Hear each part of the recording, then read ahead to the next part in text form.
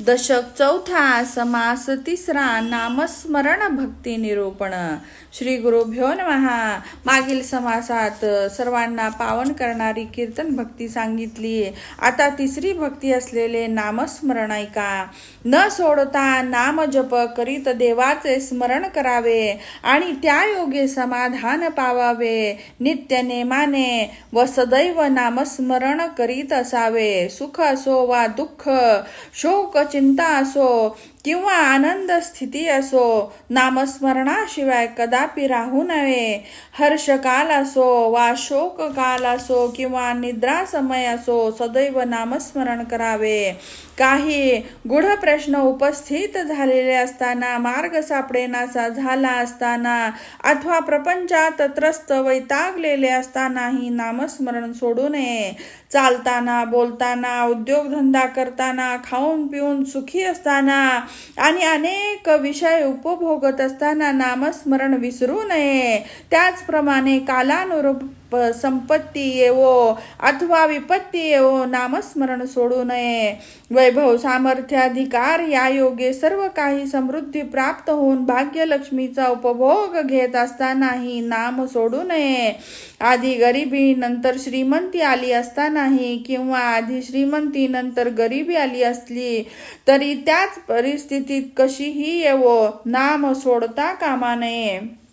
नामाने संकट नाश पावतात, विघ्न परिहार होतात आणि श्रेष्ठ पद प्राप्त होते. नामस्मरण निष्ठेने केले तर आपापल्या विपरीत खेळ दाखवणारे भूत, पिशाच, ब्रह्मराक्षस, ब्राह्मण संबंध आणि दुष्ट मंत्र यांच्या प्रयोगाने होणाऱ्या दुःखाचा नाश होतो. नामाने विषबाधा नाहीशी होते, चेटूक आधी निष्फल होते आणि अंतकाळी उत्तम गती प्राप्त होते. म्हणून बालपणात, तरुणपणात आणि वृद्धापकाळाच्या कठीण काळात असे सर्व वेळात व देहात काळाच्या वेळी ही नामस्मरण असावे.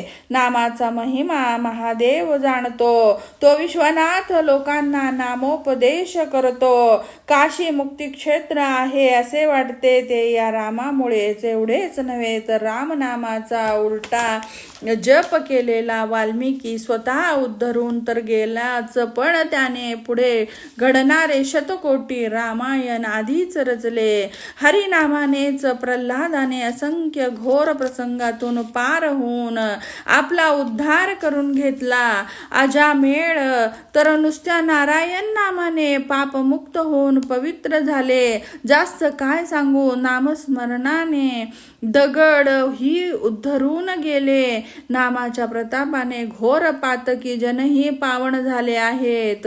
असे भगवंताच्या अनंत नामाचे नित्य नेमाने स्मरण केल्यास यमही बाधा करू शकत नाही.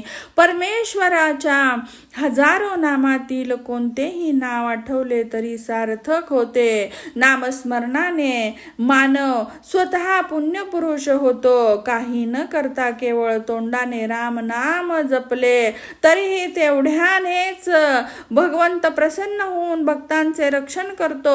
सतत नामस्मरण करणारे शरीर पुण्य शरीर आहे असे समजावे. रामनामाने पर्वतप्राय महादोष ही नाश पावतात. सारांश नामाचा अपार महिमा वर्णन करणे शक्य नाही. नामाने इतर अनेक जणांचा उद्धार झाला आहे, ही काही आश्चर्याची गोष्ट नाही. प्रत्यक्षात शिव झाला, हल विष बाधेतून मुक्त झाला.